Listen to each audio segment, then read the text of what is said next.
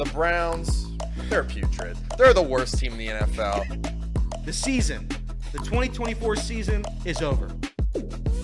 Lamar Jackson can't win the playoffs. He'll win a third MVP, though, so that's great. Drew Sample is the most important piece of the Bengals offense next year. Go Joe Burrow. He deserves to be MVP. I wish he was the Browns quarterback. Kind of mean that. If you're looking for the most reactionary, silly, and unserious show on the internet, then you're home.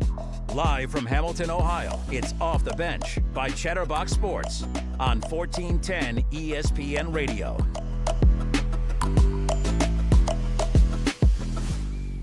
And Off the Bench, off and rolling here on a Wednesday. Justin Kinner with you here back in, Dayton. It's been a while since I've done the show remote, but excited to be with you. It's Casey McCollis in the producer chair, Elliot rearing Jacob Tissett. Guys, good morning. How are we? I'm all right. I would have been better if I could have seen the Reds play last night. Because, Elliot, would you like to know where in my day I noticed that game was canceled? Where? Luckily, right before I paid for parking. But I was already downtown. Oh, no, Jacob. Yeah. That's disappointing. Very, very upsetting. Picked my buddy up, headed down to the game, pull in right before the parking garage. That's a big difference, though. It is. Because you can't get the money back. So as long as you find out before the parking, that's good. But still, heartbreaking once you get all the way down there. Do you stay downtown or did you just leave? We just went and got food and went home. That's fair. That's disappointing. Yesterday, I don't know what the weather was like at your guys' houses. It was hail at my house. Yeah. So, and it's rather unfortunate. We don't have a garage at my house, so the hail was just beating down on my new car. I checked it this morning. It doesn't look like it's too injured, but we'll see. It's not on the IL yet, but we'll give it some time. Now, you said you went to the game, but, didn't you check the weather? I mean, did you actually think they would see the game in? No. Okay. So you don't check the weather at all. We had this conversation a while back. The tornadoes that came through or almost came through, you had no idea that we had bad weather coming. No. My life, if it's going to rain, it's going to rain. I'll find out when it starts raining. I have the tickets for my season ticket package, so it's not like I went out and bought them to go to the game. They were already in my phone. So it's just like I'll go down, and once it got canceled, it got canceled. It's a shame. Maybe I should start checking the weather. That'd probably be a smart thing to do. It would be. That's why we need you. The weather we man? need to get that blazer back. It's retired. It's hung up. It's out of the office. Whose blazer was that? Was that Tom's? No, it was mine. You went and bought it. I went and bought it for the bit. But so you just said, bit be damned, and you just got rid of the coat? Well, yeah, we weren't really doing it. I think Jacob outwardly said that he hated it. I hate the bit. So I was like, that's enough of the bit, and we won't do the bit anymore. So that's it. That was it. Bye-bye. I got some compatriots in the chat saying they also never check the weather. Well, yeah, nobody should check the weather. You just look outside the window. I don't know. You probably should have last night because we all said it was going to rain. It rained all day here. Yeah, you should have probably known that heading down to the ballpark. But yeah, normally I don't check the weather. When I start my day, I'm like, oh, what's the weather like? Let's go to the 3 p.m. to 5 p.m. I look out the window. If it was sunny, it's sunny, and that's what it's going to be the whole day. Correct. If it's rainy, it's going to rain the whole day. So I program all of our stuff here at Wing. So when I do the Reds game, so I have to pay attention to the weather regularly because I have to have a backup plan if the game gets canceled like it did last night. Mm-hmm. I have to go in and make sure everything's good for whatever other programming takes over after that. But yeah, maybe I'm just old. I am an old 35-year-old. So there you go. I mean, at the end of the day, Casey, good morning. How are we? Do you check the weather? You a weather guy? I used to be. The show used to have a weatherman, and that's how I'd get my weather. And he would always tell me to just look out the window. That's the thing about this show's weatherman is he didn't help. Yeah, he didn't really help. He led me to the answers, bit. though. That's the whole entire bit of the weather because they don't help. They just tell you what you already know. Yeah, well, I looked outside today, and it looked kind of nice. And yesterday I looked outside, looked kind of bad. So, yeah. So far you're right. So far I'm 2 for 2. Well, I'm looking out that beautiful skyline behind you, Casey. The weather looks good over in Cincinnati right now. In fact, it always looks the same. That's morning, right. Afternoon, nighttime. I mean, it's a beautiful backdrop. So, yeah, there you go. Yeah. I mean, consistent right before the sunset. Yeah, I mean, at all times. I remember when golden hour. I remember when we made that. And if Casey, if you go back to yourself here, yeah. Those panels were supposed to be windows. I've never once thought that those were windows. No, ever. No. I just thought they were like little breaks, like I don't know if you guys can see that right there. That is like, The windowsill? yes, I think that's. Oh, I didn't notice that. Now I cannot see. Nobody's ever noticed that. Okay. But no one's ever noticed that. Wow. So like it's supposed to be a window, but it's not. Hyper-realism. Yeah, I guess. I've told you before at the Get Up studios in New York that backdrop on Get Up that's just a recording. That's not actually the live shot. They had to change it because they would every once in a while have dead bodies kind of washing up, and they would always have it was such a wild reason. That's why we don't have. That's probably why in Hamilton. That's why we don't actually have. I'm just saying. What? Lucky Reed's not in here. I have seen what walks around that building. I mean, every once in a while, I've turned the corner, I've opened the door without paying attention, and I run into some guy yelling at me, and then I find out he's not yelling at me. He's just yelling. We haven't. Roaming the street. There hasn't been Hamilton slander on this show. Long time. Maybe a year. Long time. I want to say a full calendar year there hasn't been Hamilton slander. And Justin just brings, and he was the one defending you. Reed was the one defending you in the chat the past few days, and then you go out and you say that. Just absolutely disgusting. To be clear, I'm not bashing Hamilton necessarily. I'm just saying, you're just bashing its people. What do you mean you're not bashing Hamilton? You just said you don't know what walks around outside the office. We've seen some things around the building. I'm just saying. Listen, don't let me in with your slander. I'm not. I don't let me in. Of course, he waits till he's back out of the office, so it's a triple screen with both of us on here. Yeah, I know. To unload on Hamilton. Yeah, I'm a part of it right now. I didn't start this mess. You did. All right, fair enough. Hamilton's a beautiful, beautiful place. I've never ran into someone screaming at me and hollering and all this other stuff. So, all right, let's reset because we are a very serious sports talk show. The guys are in Hamilton. I'm in Dayton. We're bringing you this show today. We're two most beautiful cities in the entire world. Oh, it doesn't get more beautiful than Kettering. Let's just put it that way. All right, we'll step away for a few. When we come back, we'll get into headlines. The Cincinnati Reds obviously didn't play last night, so they have a doubleheader today, games 2 and 3 of this 4-game series with the Cardinals. They'll wrap up the series with the Cardinals coming up tomorrow, but there's been some maneuvering of the roster.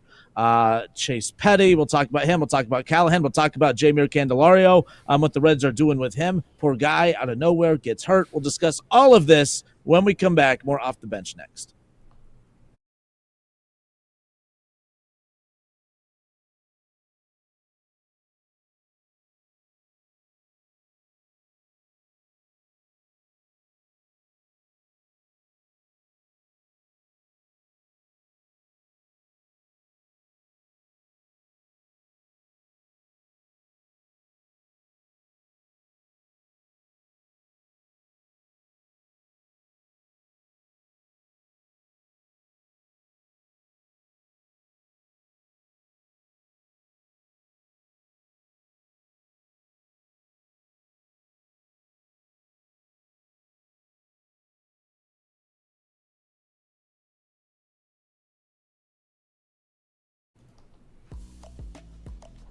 All right, and we are back. Justin Kinner, Casey McAllister, Elliot Rearing, and Jacob Tissett with you here. Casey, during the break, made a good point that we're not allowed to be positive about the Cincinnati Reds because every time we start to get excited about the Reds, feel confident about the Reds, something bad usually happens. And Casey's not wrong. Now, technically, something horrible hasn't happened yet, but the Austin Hayes thing is kind of a gut punch, and I know we'll talk about that more in a moment. But it does teach us not to be positive when it comes to the Cincinnati Reds team, Elliot. Yeah, I mean, I wouldn't say that necessarily. A lot of people have brought our show into some sort of curse that every time we come on, the Reds lose, and every time we don't have a show, the Reds win. All this curse nonsense, it's just garbage. Listen, I don't think that it's us. I think the Reds have been an injury-ridden franchise the past 5 years. It doesn't even faze me anymore, really. But it does stink that arguably your second best player over the last 2 weeks is seemingly not at his best right now. So I hopefully it's a very, very minor thing, and we'll get him back soon, and maybe it's just a couple days off, and we're right back at it. But yeah, I mean it's this team deals with injuries, I feel like, more than everybody else. Yeah, missed the whole year last year, start of the year this year. Is this going to be something we have to worry about off and on all the time with Austin Hayes? I don't even think it's Austin Hayes. I think it's everybody. Just the Reds in general? I think it's the Reds in general. Fair. I don't think it's one specific player. I think it's the entire roster. I think at any moment they could all go down with an injury. So Again, Austin Hayes with that tender hamstring. He was left out of last night's lineup, not in today's lineup. We'll talk about the impact of that coming up here in a moment, a couple roster moves that we'll dissect coming up here shortly. But before we do that, let's kick it over to Elliot for Elliot's headlines. Score updates, breaking news, local and national headlines, whatever's going on in the world of sports, Elliot has you covered. Off the Bench brings you Elliot's headlines. That's right, headlines. The Dodgers. We'll start with Major League Baseball. The Dodgers. They win 15-2 over the Marlins. Shohei hit his 7th home run of the season. The third MLB team, by the way, last night to hit or score 15 runs. 3 teams scored 15 runs. Jorge Polanco. Jorge Polanco homered twice in the Mariners' 5-3 victory over the Angels. The Padres, they win 7-4 over the Giants. The Rockies now have lost 8 games in a row as the Braves crushed them last night 8-2. The Astros, they take another from Detroit 6-4, the final score. You have the Rangers crushing the Athletics 15-2. There's your second 15. The Brewers take care of the White Sox 7-2. The Diamondbacks, they fall to the Mets 8-3. Alonso, Marte, and Lindor all hit home runs in that game. The Blue Jays have now lost 8 of their last 9. A 10-2 loss last night against the Red Sox, and I don't know if you saw it, and forgive me, I'm going to forget who was out in center field. Dalton Varsho. Varsho was going out for a fly ball last night, lost it, fell down, and then found it again backwards Behind his back. and did like one of these to catch the ball out in the outfield. It was pretty cool. So. Good for him, I guess, in their 10-2 loss. The Royals, they get past the Rays 3-1. Our good friend Jonathan India had a base hit. That's all I had for that one. Cool. Just The imagine Phillies- if the Reds had him back. Just imagine if the Yeah, Reds if we had had him Jonathan back. India instead of Gavin Lux, who's leading the league in every statistic. That'd be tough. That'd be tough. The Phillies, they blew a 3-run lead in the top of the 9th. So I think they led 5-2 heading into the top of the 9th. They blew it. They were down 6-5 in the bottom of the 9th, where the Phillies would then come back to win 7-6. So how about that? Good for them. The Cubs, they shut out the Pirates 9-0 because the Pirates are worthless. The Yankees, they also scored 15 runs yesterday. Kyle Gibson of the Orioles made his season debut. He was welcomed with back-to-back-to-back home runs to start off the game for the New York Yankees. The Yankees did that earlier this season, if you remember. They are now the first team to ever go back-to-back-to-back to lead off a game 2 times in the same season. I got another one First for team you. ever. Another Yankee stat from that, kind of the same thing. In MLB history, only 2 pitchers have allowed the following in a game. Okay. 3 home runs through 3 batters, 4 home runs in the first inning, Okay. 5 home runs in the game. That's Nestor Cortez, the game you said earlier this year against the Yankees, and then Kyle Gibson last night. Another nugget, both came in those pitchers' first start of the season. Both came on the 29th day of the month. How about that? Yeah. So that could be something to look forward to. The 29th of every month, as long as those pitchers The brand new. Yankees go nuclear as long as the pitcher's in their first start of the year. And it's on the 29th. Right.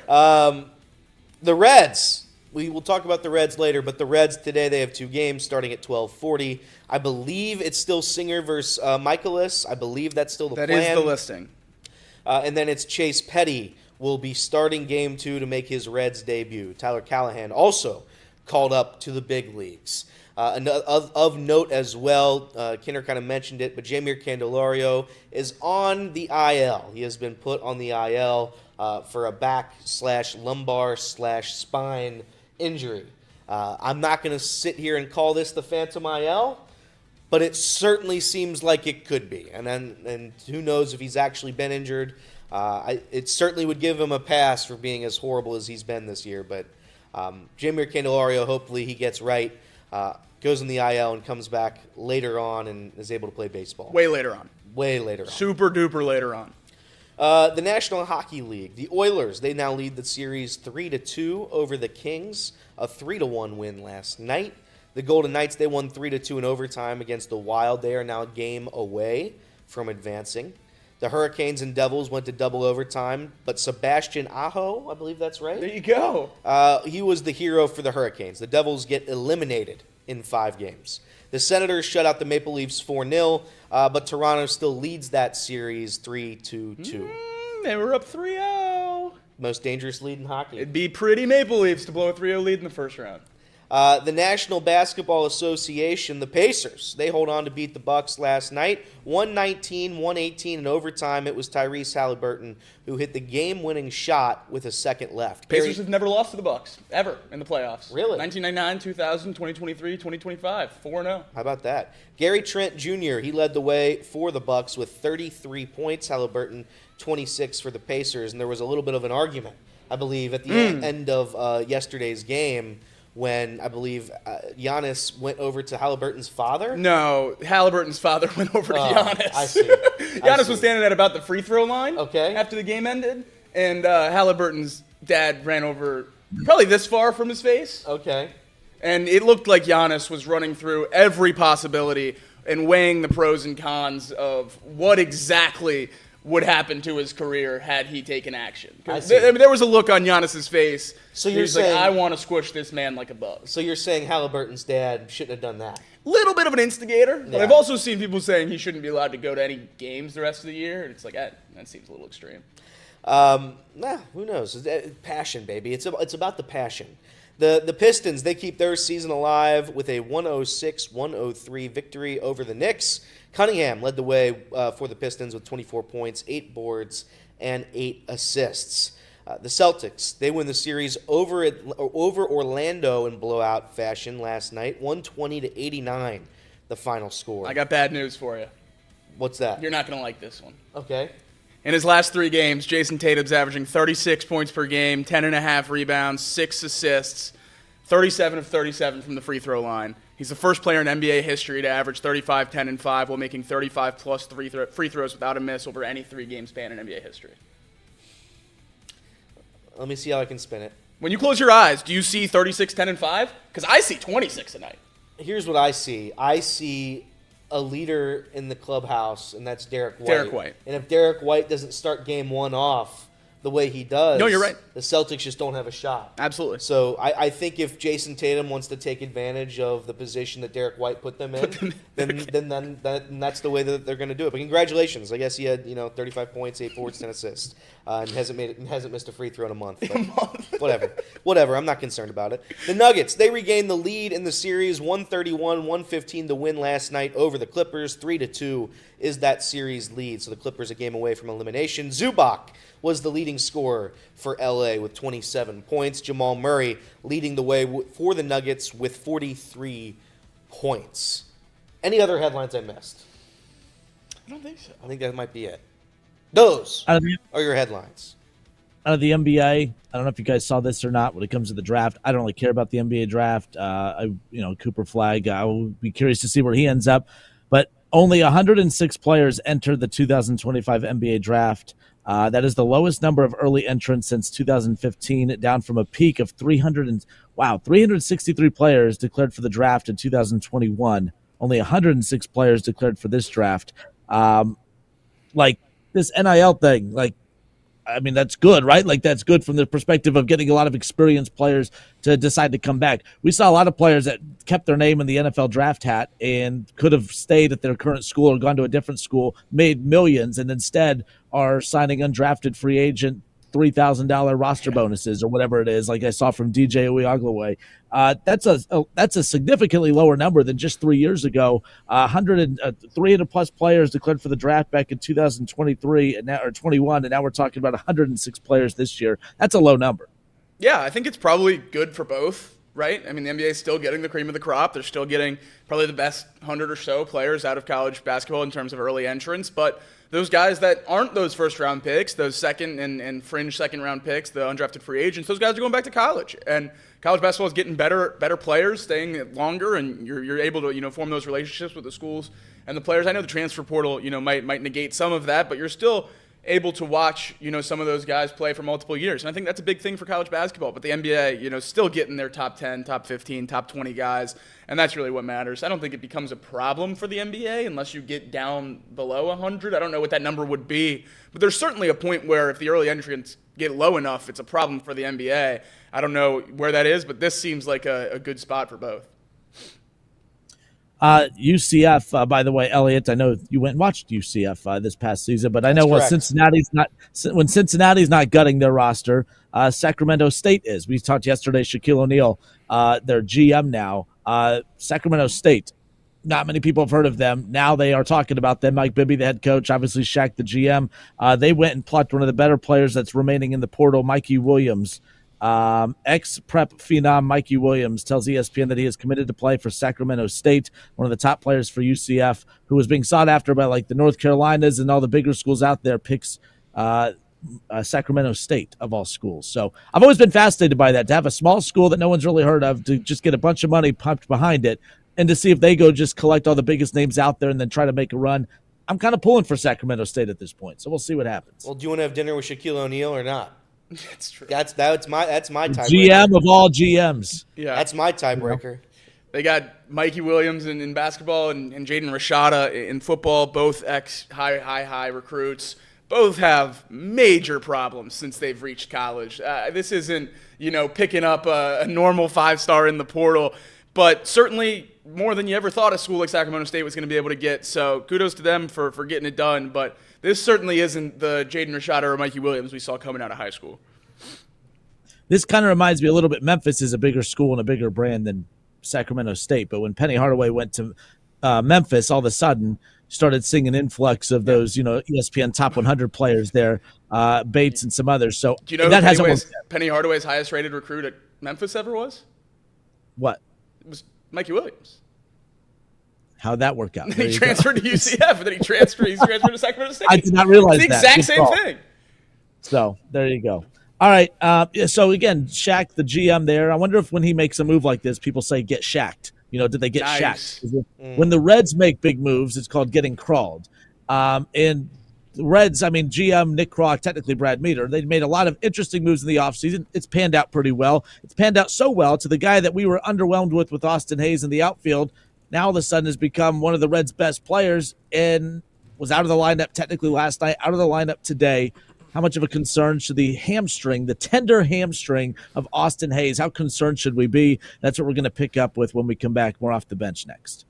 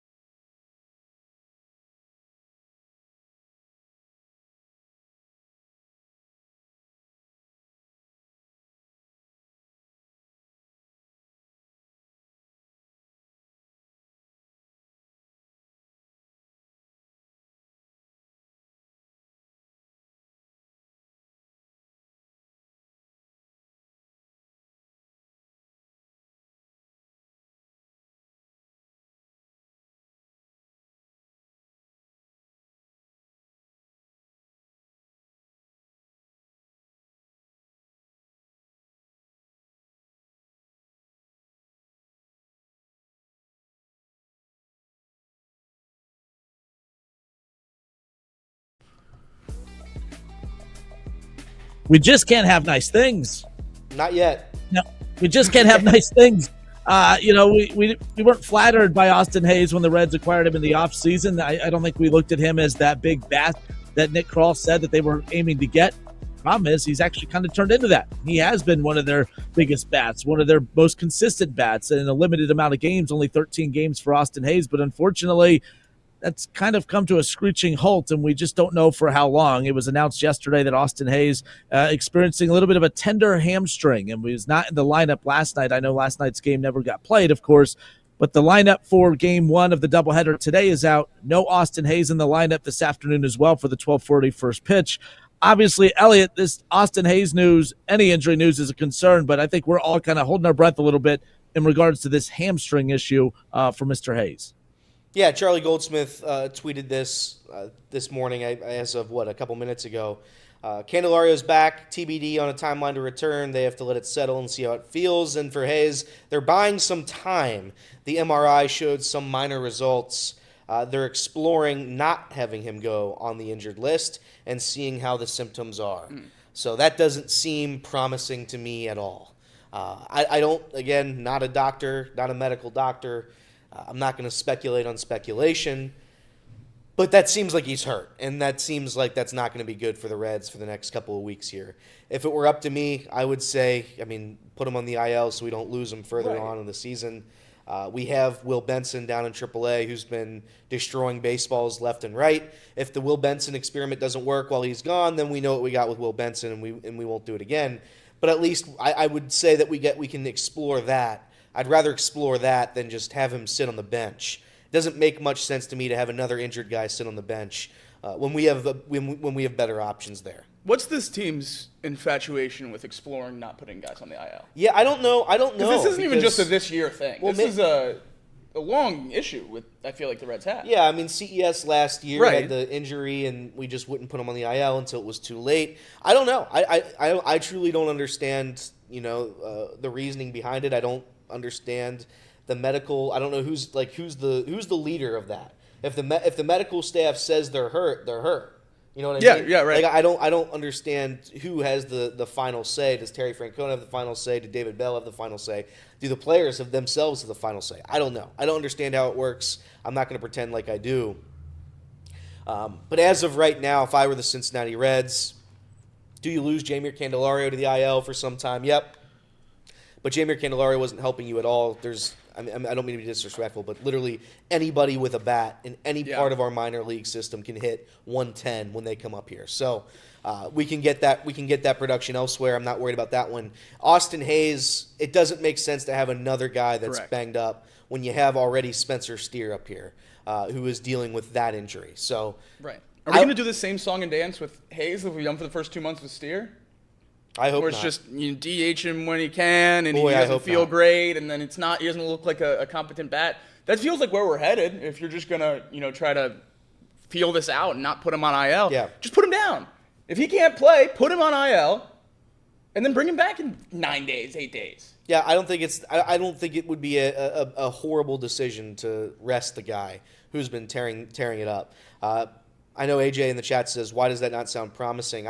I don't think they found something on the MRI they didn't like, and they're trying to prevent him from being on the IL while also being on the team. My issue is if he's going to be on the team and he's not going to play, and certainly if he's not going to play up to the level that he was, there's no reason for him to be here.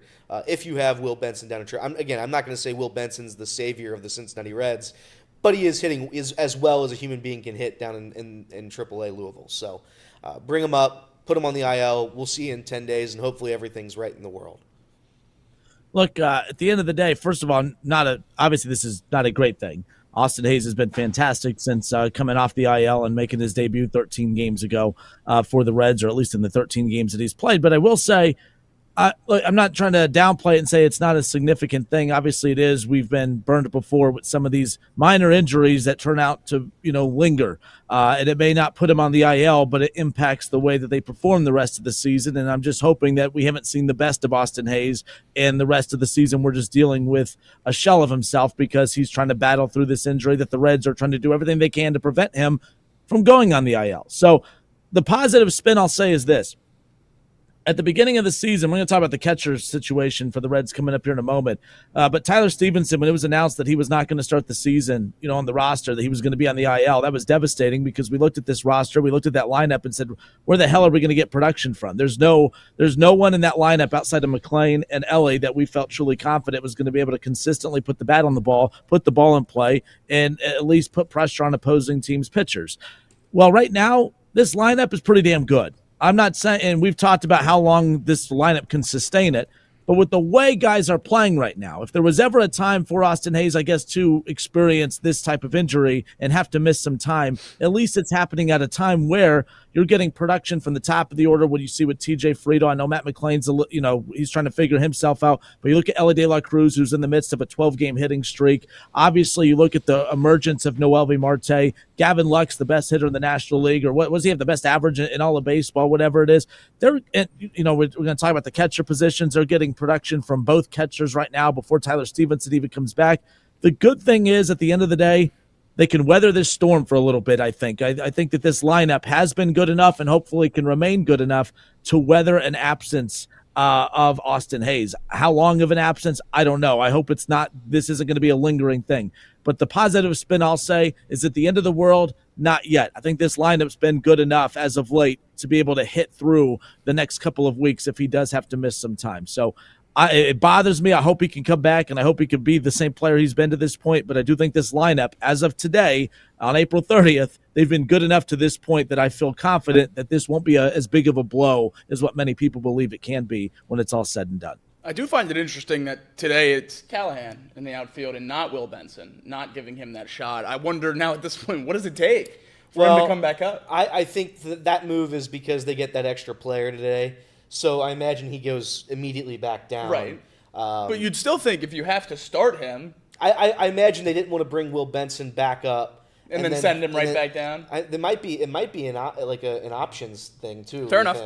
I would have to go and look at that. But yeah. I'd imagine Will Benson wasn't in on I'll come up for a game and whether or not I get in that bat, that's fine. And then I'll go right back down. I imagine that's probably not. Well, he came up last time, played one game, and went right back down. Yeah, I don't know if that was the plan, though. I don't know if that one was the plan. I just think they saw 4 strikeouts, and they're like,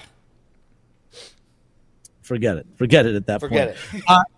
No, with that, though, obviously the absence of Austin Hayes for however long that could be, what does that do to this lineup? I mean, obviously, as I just mentioned, the lineup's been pretty solid. You're getting contributions from a lot of guys up and down that order. How much of an impact could the absence of Austin Hayes have on this team if it is going to be an ongoing thing, 2 weeks, 3 weeks, possibly the month of May? I mean, if it's the whole month, then yeah, it matters a lot. If it's for 10 days or if it's a short period of time, I think the Reds are going to be able to stand up and be okay without Austin Hayes for a little bit. I don't know if they're going to be able to survive that if it's a lingering thing all season long, right? And we lose the Austin Hayes that we've seen for the past month or so. I don't know if they're going to be able to withstand that. But yeah, I mean, if this is a minor thing like they're saying it could be, I don't think it kills the Reds. That's the hope, right? That's the hope. We didn't expect Austin Hayes to be a 400 batter and one of the best outfielders in baseball. So I think we are losing that production, at least through the first however many games, but that's not the production we expected to have from that slot. So hopefully, as McLain gets better and Elliot gets better and all these numbers hopefully start to swell while Hayes is out of the lineup, maybe, as you said, as long as it doesn't linger, as long as he can return and be a substantial force in this lineup, then I think it's fine, and, as long as he doesn't miss too much time. Yeah, the other interesting thing, you mentioned it, Callihan going to get the start in left field today, but they, meet Callihan, like they have his little introductory graphic that they put on the socials that says infielder, but he's starting in left field with his debut later on today. So welcome to the Reds.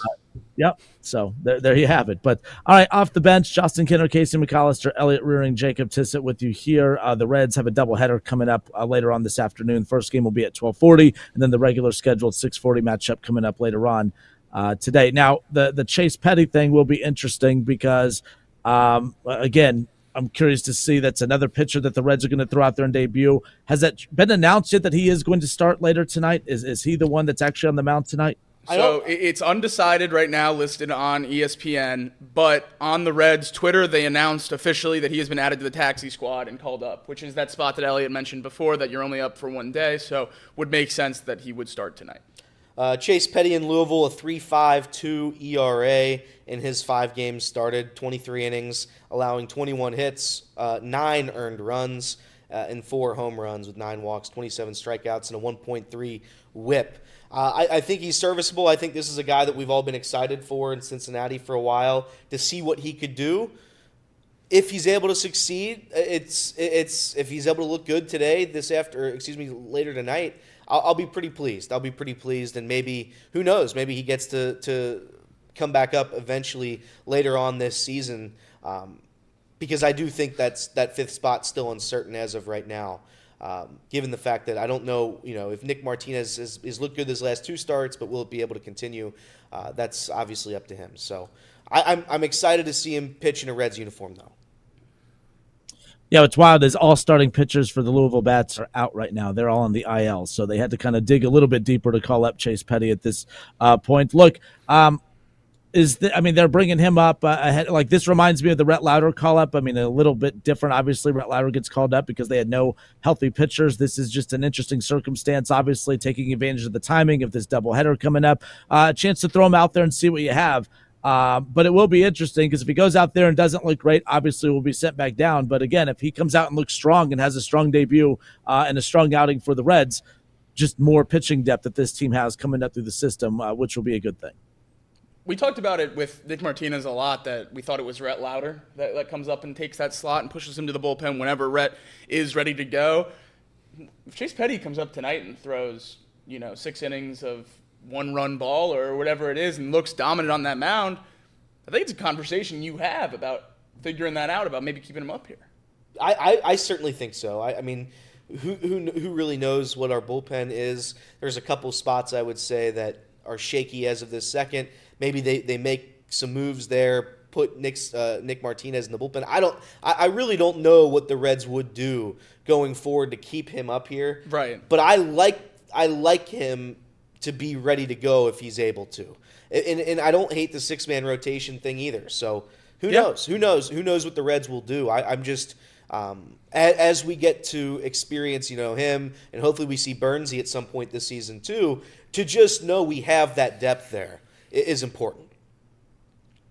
All right, we'll step away for a few. Speaking of depth, the Reds pretty solid at the catcher position. I know we talked about this last week when it was announced that Tyler Stephenson was going to start a rehab stint. But speaking of depth, the Reds have a lot of depth when it comes to their catchers, and Tyler Stephenson could potentially be called back up here very, very soon. And we talked about that with Charlie Goldschmidt on yesterday's show. He had an interesting takeaway about how the Reds can handle or should handle the catcher position when they do ultimately call him back up. We'll dive into that when we come back more off the bench next.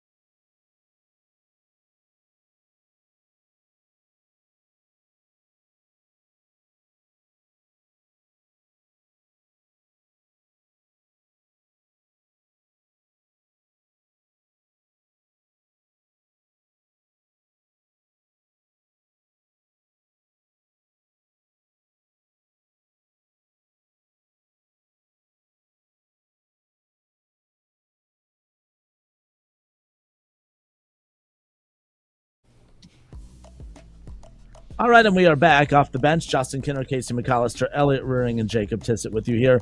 Reds doubleheader today after last night's game 2 against the Cardinals got postponed due to, a couple raindrops. And the Reds are going to play that game coming up here at 12:40. Brady Singer going to be on the mound, and we're anticipating the debut of Chase Petty coming up later on this evening in Game 3 of this 4-game series. How cool would that be if the Reds come away with couple wins? That'd be nice if they can come away with 2 wins today. Massive. It's a massive. Listen, this series is a big litmus test because 4 games against the Cardinals, divisional rival. If the Reds have any chance to get to the postseason this year, they have to take care of this terrible division. They have to. I'll exclude the Milwaukee Brewers because the Reds, just for whatever reason, they lose their talent and their abilities whenever Milwaukee comes to town or they go to Milwaukee. There's something about the Brewers that when the Reds see that logo, they're done. They quit, they give up, and there's not a shot in the world they win. Everybody else they can compete against. They've struggled against the Pirates recently, but this year they look great against the Pirates. The Cubs, I think they've owned the Cubs for the past couple of years now. The Cardinals, they've been they've been a lot better against the Cardinals recently. So just keep it rolling. Keep this nice easy stretch here of games, this schedule. Keep it as easy as possible. Win as many as you can before we get to the gauntlet. I'd be very, very pleased if they swept the doubleheader. I don't even remember the last time they did that. Big old favorites in both games today. Minus really? 145 in the first game, minus 130 in the nightcap with no starter announced yet. I'm curious to see, I think that night game gets pretty close to a pick'em once they announce Petty. Yeah, I agree. In the lineup for this first matchup, of course, Jose Trevino in the lineup at catcher. And one thing we talked about yesterday with Charlie Goldschmidt was, okay, what do the Reds do when you get Tyler Stephenson back? Because Tyler Stephenson's been about over a week making, some rehab starts throughout the system and about ready to be called up at any time now. And when that time comes, there's a very interesting decision that Terry Francona is going to have to make, because Trevino on this season, he's hitting well over 300. He's hitting 323 on the season, has a couple home runs, couple RBIs. He's hitting at the bottom of the order. That has been one interesting thing about the handling of Trevino, guys, is the fact that no matter how good of a hitter he has been all season, Francona's been very, I don't want to say stubborn, but he's been locked in on keeping him at the bottom in the bottom third of that order. Are you surprised that he has not tried to inject him into the higher part of the order at all? Are you guys surprised that Trevino has kind of been stuck in the bottom third of the order, despite how great he's been at hitting all season? No, because I do think there's a misconception in today's game where you think the 9-hole hitter is bad. The 9-hole hitter, though, yes, he won't get as many at-bats as the top 3 guys. There's a difference. But to have a good 9-hole hitter to set up the top 3, that's an important role. And I think Trevino plays that role very, very well. I think it's become like the 7-8 hitters are some of the worst hitters in the lineup, and that 9 guy is vastly important. So if Trevino can stay down in the bottom half to give us some consistency down there, I'd love it. I remember last year there was a large chunk of this season where the bottom half of that Reds lineup gave you nothing. Nothing. Absolutely nothing. I mean, the first month of this season. Yeah. And it would be like, so you'd get like 4 opportunities with your top 4 guys, and then after that, it was easy outs left and right. So to have Trevino and have Wins and whoever else is down at that bottom and be good down at that bottom, I think it's really, really important. So I would not want to see those guys move up. Not to mention, just for the bad juju thing, I'd like to see guys be in that consistent role all the way through. Just the same way like TJ Friedl. He's been leadoff hitter since the beginning of this season. I don't want to start tinkering with that now. Let Elly find whatever he's going to find in the spot that he's been all season long. I know we want to give him as many at-bats as possible, but I think they're trying to be as consistent with it as they can. And to see Trevino exceed our wildest expectations down at the bottom half, fine enough for me to say, you know what, keep him there, let him build that confidence, and keep crushing. Yeah, I think it's a little bit different with Jose Trevino than it is with Gavin Lux or Austin Hayes or even Noelvin Marte, who's been a surprise with his bat so far this season. I think with those guys, we all kind of had the dream that their ceiling would be that they would be playing at this level. So to move them around, and obviously as Noelvi's played better, he's moved up the lineup. I don't disagree with that in any sense of the thinking there. But with Jose Trevino, this is a guy who never hit above 255 in his career, and he's hitting 330. So I don't want to mess with anything. There was zero expectation that he was going to be doing this, and quite honestly, I think there's probably zero expectation that it's going to last much longer. I mean, this is insane compared to what he's done in his career. So I want to change as little as possible. He is as comfortable at the plate as he has been in his entire career, and the numbers reflect it. You don't mess with that. I mean, his on-base percentage right now is almost 100 points higher than his career high in a season before this. 373 so far this year. 288 is his career high. That's insane. That's unbelievable what he's been able to do this year. I want to change nothing. Keep him where he is, keep him comfortable, and keep him hitting 320. I agree. Yeah, you talked about the fact that, obviously almost getting that extra leadoff hitter with the way he's been hitting. I mean, hitting 320, whatever I just said a moment ago. Only 2 home runs on the season. Yeah. Only 6 RBIs on the season, but he has scored 14 runs. He has scored I don't know what his career high in runs is, but he has already scored 14 runs. I guarantee you he's never scored more than 10 runs in a month before. I would be shocked if that's the case. He has scored 14 runs in the first month of the season. That's pretty damn impressive, and that's how consistent he's been at the bottom. Now, Jake, you brought up an interesting point. What do? You don't want to mess with anything. If it's not broke, you don't need to fix it right now. And it's definitely not broke. And he is rolling. One of their best hitters. He's been the most consistent hitter since the beginning of the season. You don't want to mess with it. You don't want to tinker with it. You don't want to kind of throw off his mojo a bit. But there is about to be a major change happening to that catcher position. Of course, Austin Wins has stepped up to be a great backup to the backup at this point. He's been fantastic as well. So Tyler Stephenson comes back. That's where things get interesting. We talked to Charlie Goldschmidt about that on yesterday's show. Here's what he had to say about what's going to happen when Tyler Stephenson comes back. Now, having three catchers, you can ask 2023 Kirk Casale how unfair, how tough, how much of a struggle that can be for the guy who's the third catcher. They're committed to Tyler Stephenson as their catcher. You've got to catch him now. Will you catch him at the same pace right away coming back from the injury? Probably not. But Trevino is already going to have more of kind of an even split anyway, with Stephenson already supposed to be in the DH role more. So, I don't think it's fair to any of these guys to carry three catchers just because there's not enough playing time for them all to catch. And you kind of ending up not maximizing the roster spot that you have, but Wins has proven what he's capable of in the big league. Stevenson's this team's catcher. And hey, Trevino is one of the top 25, top 20 catchers in baseball. And hey, Fernando Cruz is pitching great too. That was a really kind of rare win-win trade for both sides, the Reds and the Yankees.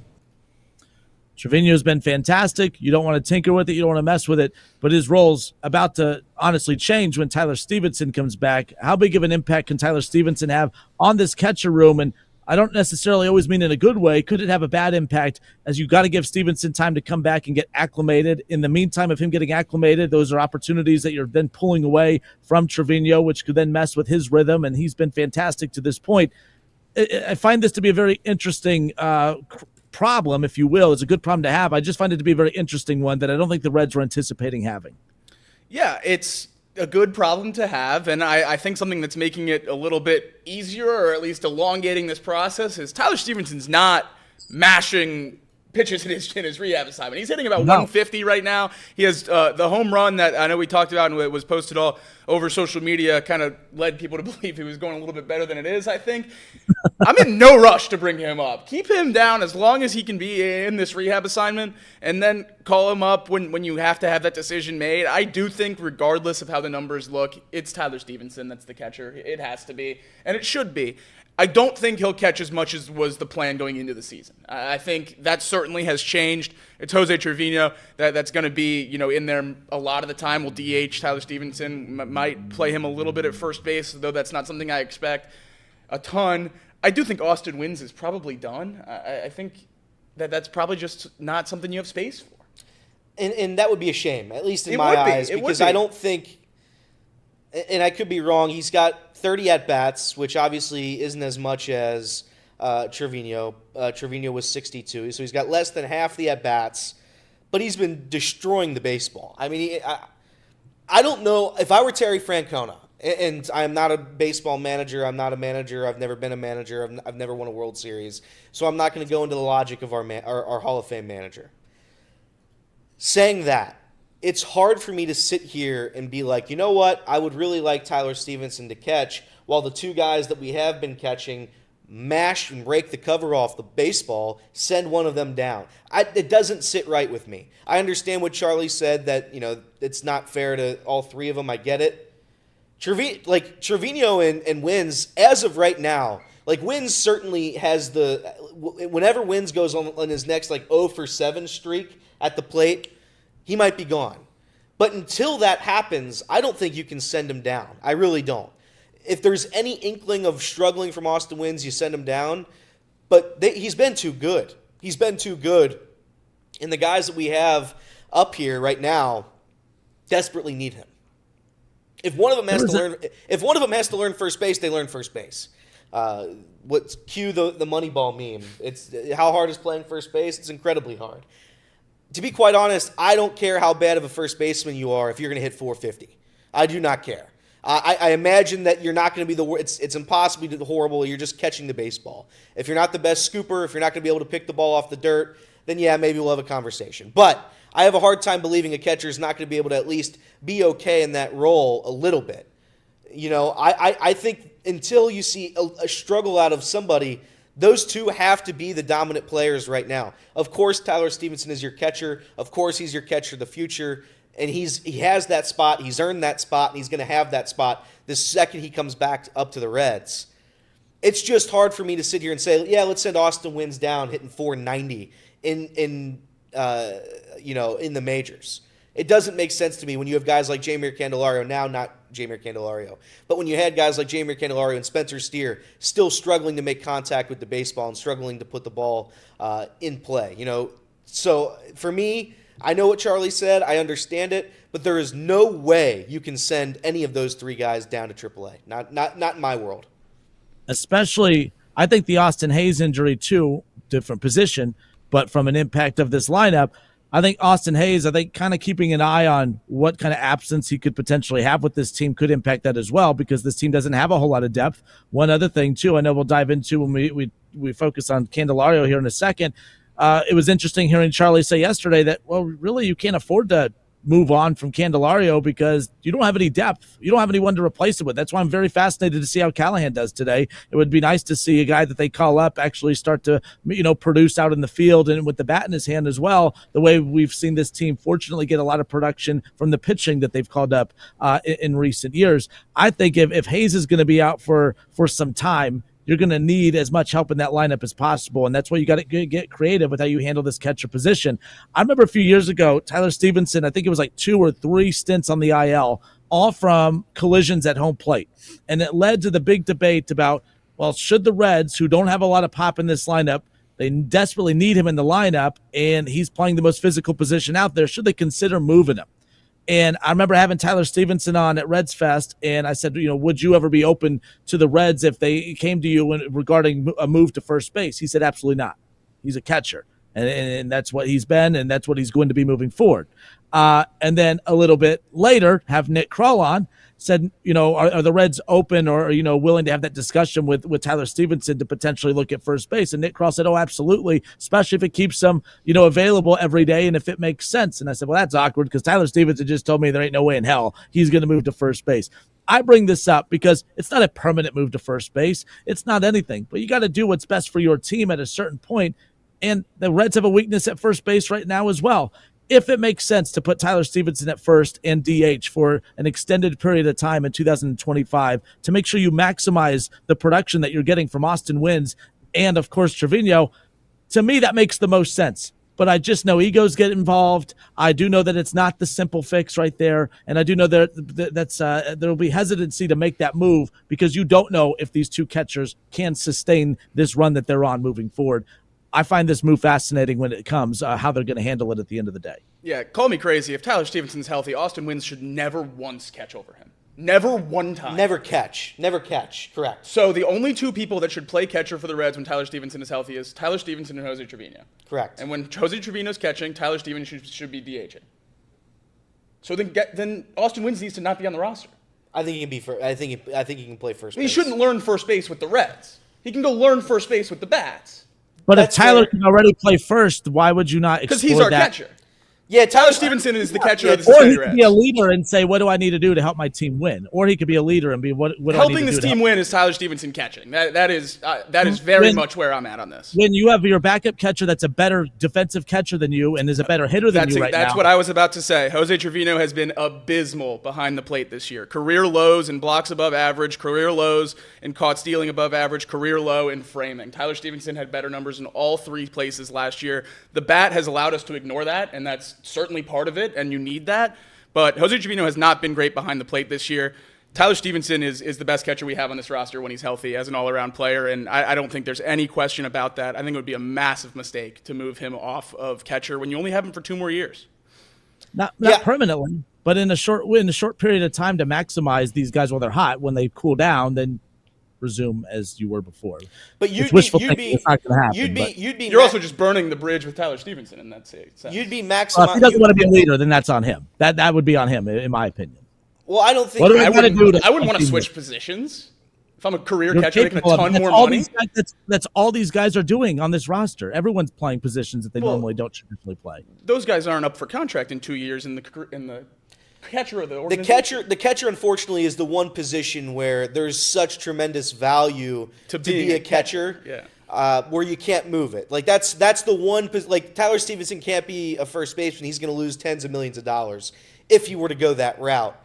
So I don't think it's even a debate. When Tyler Stephenson's here, he's going to catch. Right. My issue is I think you can have somebody else play first and or DH because they're too good not to play. And if you want to say honestly, if you want to keep Austin Wynns as the backup catcher, and the reason you don't DH him is because what happens if something goes wrong with Tyler Stephenson? You need him. That's why, in my opinion, you keep Austin Wynns up to hit. He can be the DH. So Austin Wynns is the DH up until the point where he goes like 0 for 15. Then he's back down. So he stays up while he's still hot right now. You have Trevino backing up Stephenson. Those two are the catchers. If Stephenson wants to play a game at first, he plays a game at first.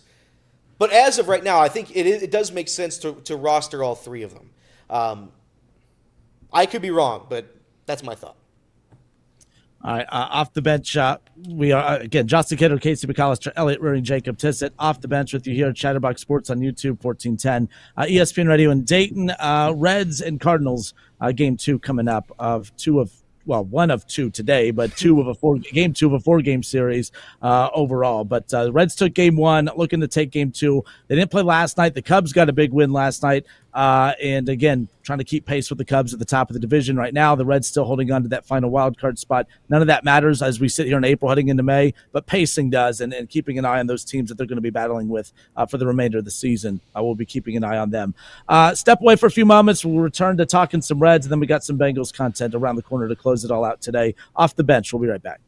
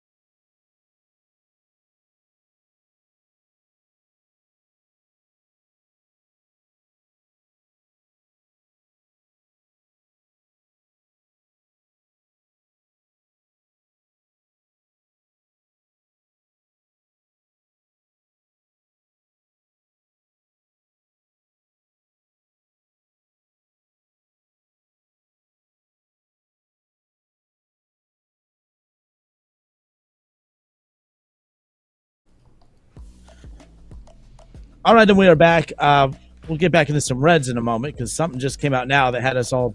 Well, Jacob said some interesting things during the break. I don't know if you'll say that on the mic. Maybe you will. I have no idea. But the bottom line is, I'll paraphrase. Yeah, there was a lot of weird stuff that happened over the weekend with the draft. I mean, it was the Shador stuff. I mean, just talked about ad nauseum. One of the things that happened over the weekend was the prank call, right? Shador gets a prank call. He thinks he's about to be, drafted by the Saints, and then they do the whole oh, you're gonna have to keep waiting. Hung up. Everyone laughs. Blah blah blah. Oh, that's so mean. Oh, he can't do that. Oh, good. Shador deserved it. Humble him. Blah blah blah. So many different opinions out there on a prank call. Now, this isn't the only prank call that happened over the weekend, and it wasn't just the individual we're about to talk about that executed these prank calls. There was prank calls for this draft. There's been prank calls for years. It always leaks that these prank calls happen. No one's ever done anything about it.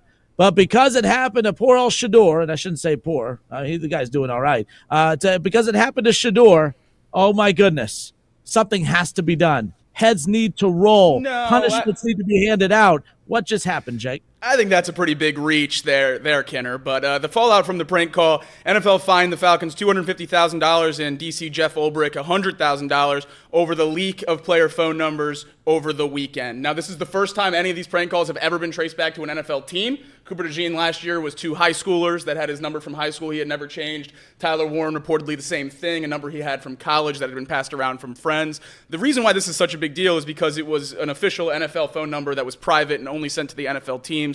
The NFL relayed these fines as saying it was the distribution or the failure to prevent the distribution of private matters that were handed to the NFL teams for the NFL draft. So they're treating it as the leaks of picks or as the leaks of anything else, a playbook or things along those lines that would also lead to fines in the NFL. They're just acting as if this is the normal confidential information leaked by a team, and they're following the protocols for that. I really have no problem with finding the Falcons, finding Jeff Ulbrich for this. If you can't keep stuff the NFL sends you in-house, then you should face consequences for that. There has to be a level of competency in the NFL where if you have confidential information, it stays confidential. So as long as I'm going to look through when I get some more time and see what other kind of fines align more with this kind of thing to see if the money makes a lot of sense. It certainly seems high, but the only kind of fines that we normally see are unnecessary roughness and things along those lines. But certainly think some kind of repercussions were necessary. Yeah, just doing the quick research as you were talking there and in the break here of coaches that have been fined in the NFL, those that still have jobs, things like that. Matt LaFleur was fined $15,000 for unsportsmanlike conduct. He was being too demonstrative, as what the phrasing is. Demonstrative. Demonstrative while trying to call a timeout. Andy Reid fined $100,000 for publicly criticizing the officials during a game, so that lines up as the similar aggressing. Same bracket. Yeah, same bracket. Ron Rivera fined $100,000 for excessive contact in practice. Mike Tomlin fined $100,000 for interfering with a player. So in a game. $100,000 seems like a pretty normal amount for them to fine a coach for a transgression. But then there's instances like Nick Sirianni getting fined $39,000 for shouting "F you" 3 times following a game. So it's very, very random. But $100,000 seems to be like a So the high end bracket. of coach fines, but certainly something that they've handed out before, it sounds like. So, I guess I have no problem with this one. This certainly seems like it was something that needed to be done. Yeah, you can't have like private phone numbers of players at the draft getting leaked. You just can't have it. So I understand the NFL fining the team. I wouldn't personally fine the individual coach for that, given the fact that it wasn't really his fault. But to each their own. If you feel like that's the case, then that's the case. In terms of like the severity of this, I think it was blown way out of proportion. I understand that Shedeur was the story of the draft, which makes this all the more frustrating, I'd imagine, for everybody else, because he was the one name every single human being was talking about this past weekend. But it's a prank call. It's a kid that made a silly choice to do a prank call. He prank called one of probably the only person you can't prank call this weekend, and he did it and recorded it. And I'm sure his dad's not pleased with him at this very second. You don't think it's a major issue for the NFL? These numbers are getting leaked? A major issue? I think the Falcons should be fined. I think that's a more than fair punishment there. Fining the guy because his kid did that, I think that's a little unfair. But it's a problem. No, you're saying it got blown out of proportion, though. You don't think it's a major issue that these prospects' numbers are getting leaked? To coaches' sons that are prank calling them on draft? You don't think that's a major problem? I think it's. But when you say leaked sounds like like they had these protected documents that just got released to the public. He left his iPad open at his house. Yeah, but that's not leaked, right? But that's not technically leaked. He just like his son just went snooping and came across his son. Which is why he should be fined. Yeah, his son then proceeded to give the phone number to his friends, which then that's why the coach should be fined. He left his iPad open. His son found the number. Here's the thing. I don't think that justifies. It's his job to protect confidential information from your employer. Well, here's the thing. Offensive coordinator of an NFL team. Everybody. My issue is like every person who has a job like that, they come home and you don't. There are 32 people that have a job. You don't expect that trust to be broken like it was. You don't expect that trust to be broken like it was. I understand what Jacob's saying. I understand you have to protect the sanctity of the league and all that. But I do think it's being blown out a little bit of proportion, given the fact that it was a kid doing something that every single kid does. No, it's not. Well, coaches don't leak confidential information. It's not something that happens in sports. Let me clean up Elliot's point. If they leaked, let's say it was Joe Burrow's number, like I don't think that there's this huge blow up. I think they get very much similar fines if you leak any number. I think it only happened because this was during the draft and it's Shedeur Sanders. I think that's the only reason why it's getting so big. Very, very heavily disagree. Heavily disagree. If any number on a private list was leaked from an NFL head coach or coordinator, they would face very similar fines. The other instances of prank calls are not from NFL teams. That's where the issue comes in, is that an NFL team is where this originated from.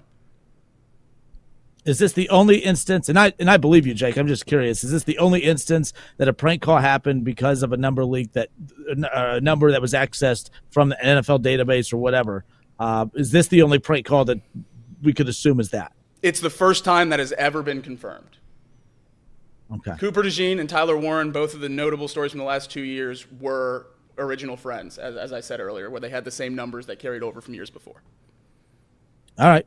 Fair enough. I mean, that did not know that at the beginning of the segment, so that semi-changes it a bit. I understand what you're saying about, I mean, I guess I don't, if the protocol is you find the teams, you find the coach, fine. It's just one of those, like, I don't know. I agree with Elliot. I think it was all overblown over the weekend, but I do see what you're saying. There's a lot of jobs where there's a lot of classified documents, but I just don't Anyone asking for that kid to go to jail or Ulbrich to be fired is nonsense. That's crazy. It's the NFL has a problem with how their information is being handled. That's the bottom line.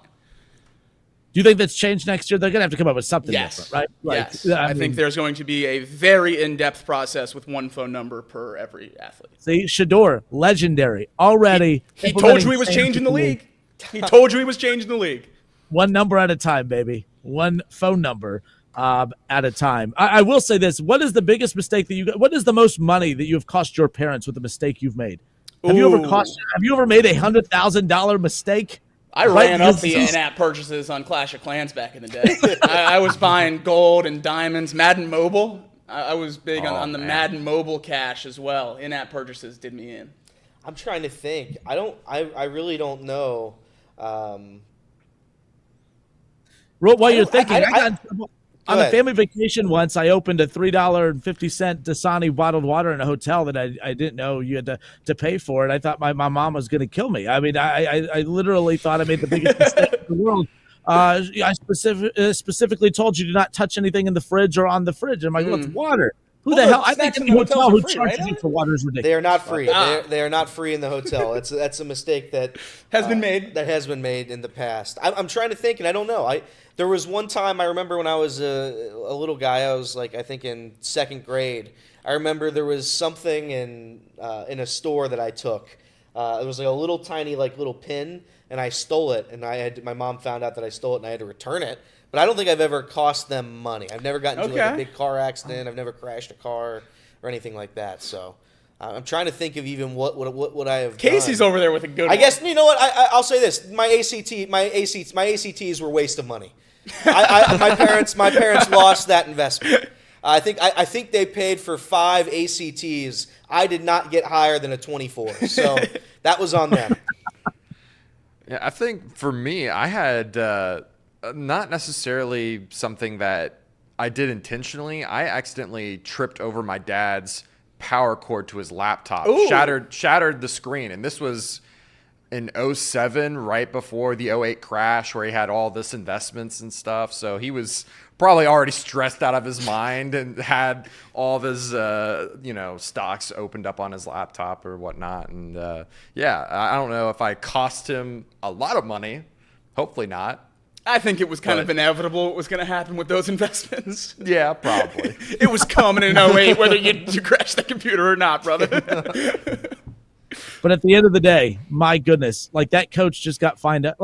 Case, you were bringing up the fines for the other coaches. Those coaches they knew they would be fined for yelling at the ref. Whatever the DC was doing, out minding his own damn business while his kid was accessing stuff he shouldn't be, had no idea. I'm not saying, I'm not defending the defensive coordinator. I'm just saying that's what's unfortunate about this is that he's getting fined $100,000 because his kid's mistake. That's what's crazy. Imagine if Andy Reid grounded for eternity, right? Yeah. Yeah, I mean, there's no grounded for eternity. Nobody. Did he technically leak it? I guess sure because the kid stole it, but I mean, he went home and had it out to a place I'd imagine where 3 other people could possibly see that information. One of them just made the wrong choice. A couple super chats here. Can I read the last one? Yeah, you got the last one. Let's go. Troy Taylor, $2. Tissot doesn't sound like a good time. F Shador. See, what I think Troy might not understand is I'm probably the biggest Shador hater in here. Jake, I think everybody in here said, like, anybody there is legitimate like people on Twitter right now being like, that kid shouldn't see the light of day, Which is ridiculous. He shouldn't be able to live in society again. This is one of the worst mistakes. He prank called one of the richest people probably in America. Like, let's calm down a little bit when we're talking. My about concern is 150% behind the NFL. I never need to hear Jack Solbrick's name again. Yeah. I don't care. Second super chat from Blackmore, member for 16 months. When we were talking about how much you get fined for mishandling information, he says Hillary never got fined for mishandling information. There we go, Blackmore. Let's see the emails, baby. Let's see the emails. Stick to sports. But I love that super chat. It's a great super chat. It's a good one. We love and appreciate valid points on the show. That's right. No wonder you were excited to take that one. I know. I wanted it. Was that all of our super chats? It was for now. That was all of our super I'll probably chats. get some more hate here in a bit, but if you're gonna hate on me, spend $1.99 at least, and I'll get the. We'll read them out loud. Jacob was 100% right in that argument. I'm just saying, in my personal opinion, grounds for firing that guy, finding that human being $100,000 for a mistake his child made seems a little bit harsh. I understand that Jacob's right. Yada yada yada. I get it. For me personally, that seems a little steep for something that he had nothing to do with. He'll never get hired to be again, fair. right? If he, that would be rather unfortunate. He's also not a good coach. Well, I'm sure that might be part He of was it, the too. interim coach for the Jets last year after they fired Saleh, and they went 2-5. It better not be the reason he doesn't get hired again. That's not his fault. He'll probably play out this contract. I doubt he gets hired again. He's certainly never going to go home and leave his laptop on. No. What if he just announces that he disowns his kid? What if being a deadbeat dad makes you a better NFL defensive coordinator prospect than being the father of someone who prank called Shador Sanders? I don't hate that. You never know. I think Twitter would be on his side. What happens Whatever that's worth. if Dion becomes the head coach of the Falcons and Jeff Ulbricht's his defensive coordinator? Oh no. Trouble in paradise. I do find it interesting, like Atlanta. I mean, the Falcons are always a team that has always been linked to Dion anyways. So I do find it funny that it's one of his teams that kind of burned him a little bit. So there you go. All right, off the bench, Justin Kendall, Casey McAllister, Elliot Ruin, Jacob Tissett with you here. Let's talk Cincinnati Bengals when we come back. We talked to Charlie Goldschmidt yesterday about the Bengals' upcoming offseason, and we talked about one of the 6 picks that they made over the weekend, getting Taj Brooks. We'll talk about the impact that's going to have on the Bengals' running back room. We'll get to all of that when we come back.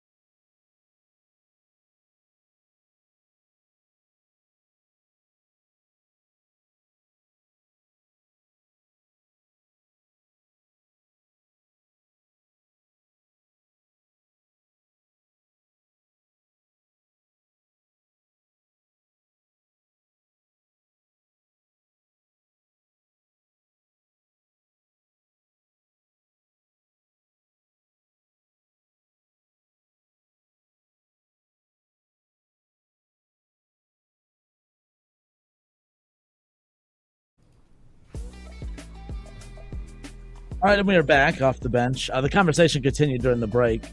How much did the DC make? What's his name again? I don't know why I keep forgetting his name. Jeff Ulbrich. And Ulbrich is a rich man? His Jets contract was $1.6 million. Yep. So obviously not there anymore. He's the defensive coordinator for the Falcons. That contract doesn't seem readily available for me to find, but I would assume it's pretty close to that number.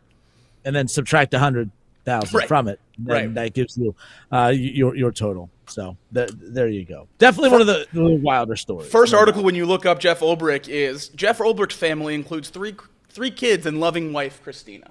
You think is he just putting out puff pieces about himself? He should. It's just a family man, guys. Back off. Yeah. Yeah, by the way, Stephen A. Smith on First Take on Monday or whatever literally said that coach needs to beat his kid's ass. Literally, that's what he said on First Take. That defensive coordinator needs to, boot to ass is what he said when it comes to how he should handle his son. So there you go. More parents should discipline their children. I don't know how to feel about this conversation at all. I here's what I'll say is that if I were the father of a kid who did that and cost me $100,000 and cost my organization $250,000, there would be some tough conversations. I don't know how much talking I'd do. Don't do it again. Yeah, a finger wag. I guess. Are you a finger wag guy, Elliot? Are you a finger wag guy, Elliot? Yeah, I feel like if Elliot gave a true finger wag, not in a joking manner at all, it would hurt real bad. Yeah, I don't like to yell, so I try. But if you got one of these going, I try not to yell. If I did start bringing out the finger wag when I yelled, then maybe I don't know. I think the world might end kind of at that point. If you see me yelling with a finger in your face, I don't know if there's coming back from that. It's a level of anger hitherto undreamt of. Yes. I feel like Elliot's one of those. I'm not mad. I'm disappointed. And that's how it is. Oh, yeah. No, I stew. Elliot, when Elliot gets mad, he just doesn't talk to you anymore. Correct. I'm silence. I'm just silent. And I pout. One of the most effective silent treatment human beings I've ever met. Thank you. Appreciate in terms that. of execution. Appreciate that. Yeah, we saw 5 rounds of teams being silent to Shador, and people lost their mind over the weekend. So the silent treatment, works till it doesn't. So there you go. Hey, yesterday, Charlie Goldsmith, we had him on to talk Reds and Bengals, and you asked him, or one of us, I don't remember who asked him, but someone asked him about, obviously, the Bengals taking Taj Brooks with the final pick in the draft, and what that means for the running back room, because you have Samaje Perine, obviously. You have a full running back room as it is, and then you go and draft one, obviously, in the back end of that draft. What could that battle look like? Here's what Charlie Goldsmith had to say in yesterday's show. Zach Moss's contract was reworked earlier last week, and I think that made a lot of fans think running back was probably off the table for the draft with the addition of Samaje Perine earlier in this free agency as well. Obviously not the case, as the Bengals draft Taj Brooks out of Texas Tech, an uber-productive running back in the 6th round. What role will Taj Brooks play early in this season with those 3 more established backs that the Bengals are familiar with? I'll start here. I don't expect them to carry 4 on the active game day roster. I think they'll carry all 4 on the 53, but when inactives come about, usually you'll just have 3. So that'll kind of be a fun training camp battle.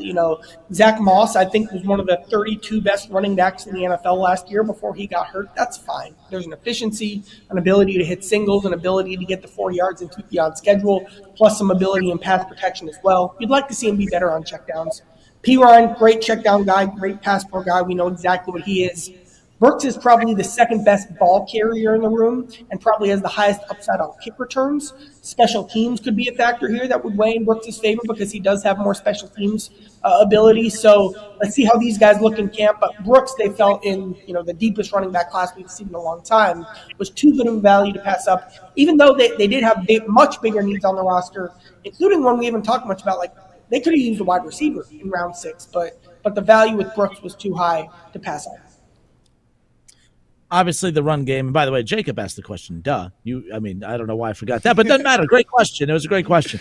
Obviously, look, when you think of the Bengals, you think of the Bengals offense, you think of Joe Burrow, you think of T. Higgins, you think of Jamar Chase. The run game's kind of an afterthought at times.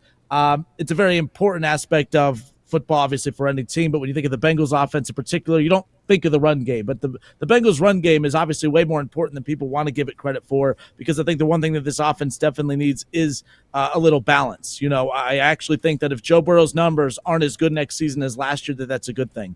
I don't think Jamar Chase's numbers need to be as high as they were last year, or Joe Burrow. Now, I know that sounds silly, but the reason I say that is because I think those numbers were as high as they were because, for one, you're trailing in games, so you're passing a lot more than you would like to be, of course. And the offense just had no balance to it. I mean, the Bengals threw the ball 60% of the time, and it sounds like, a lot of people would like that. But balance, I think, is going to be key. The run game going to be a point of emphasis, or should it be, or will it be? How do you think the run game is going to be emphasized for the Bengals in 2025? I think a lot of people would certainly like it to be emphasized more. As you see on that graphic, 66% of the time pass, the heaviest passing offense in the league. And the other teams on that list, not teams you want to be grouped with. The Cleveland Browns would be more respectful if we had a Browns fan in the room, but since we don't anymore, I guess I can just say they're one of the worst teams in the league. Don't want to be on a list with them. The Raiders, the Jets, the Seahawks, and the Cowboys, a little bit different, but certainly with the top half of that list, not groups you want to be with. And then you look at that left side, the run-heavy teams, the Eagles, the Ravens, the Packers, the Steelers, the Lions, the Bills. Those are perennial contenders on that left side. So very frustrating to see the Bengals on the right side and think that, this is the offense we want, this is what we prioritize, and it's leading to losses, is basically what that's telling you. If you throw the ball over 60% of the time, you're not going to be very good. And then that's what the Bengals have come to realize. Now, obviously, with the 4 running backs, maybe they are prioritizing the run game a little bit more going into this season, not putting as much on Joe Burrow's plate. But I think what tells the story about what the Bengals' philosophy is offensively going into 2025 isn't as much the pick of Taj Brooks over a wide receiver. It's the alignment they took and when they took them. Dylan Fairchild in the 3rd round, Jalen Rivers in the 5th round. No one really had Dylan Fairchild graded as a 3rd-round pick. He was viewed much lower in the class, but he was everyone's best pass-blocking guard. Now, why do you take him over someone else in the draft? Maybe because you throw the ball 66% of the time. The linemen that the Bengals took that we think are probably going to start at guard this year lead me to believe that they have no intention of changing this. And signing a guy, or drafting a guy, I should say, like Taj Brooks late in the 6th round reminds me of what they did with Chase Brown. You're asking for someone to maximize what they can on a limited number of touches. Chase Brown, why did we say all offseason he would be better for this Bengals offense than Joe Mixon was? Joe Mixon's a volume guy. He's able to reach these milestones because he gets a certain amount of touches. Not the case with Chase Brown. That quick burst, that speed in between the tackles is something that allows him to maximize a limited number of touches. I think they're hoping for the same thing with Taj Brooks. We saw a little bit of that with the broken tackles and the short yardage game with Zach Moss before his injury last year. I would expect those 3 running backs to be the 3 running backs that are active. But I don't know if the Bengals are going to run the ball a ton more. I think they're going to ask their running backs to be more effective on a similar number of carries and still ask Joe Burrow to carry this team. And the offensive line is what leads me to believe that by focusing on pass blocking success on those draft picks. Yeah, I mean, the run game for the Bengals, I've always thought that if you're going to hyper-fixate on the one aspect of the team that is solely dependent on game script and everything like that, I don't know if that's the appropriate way to look at it. I would have I would have not probably drafted a running back this draft, just because I don't know what's the path to success for Taj Brooks this year.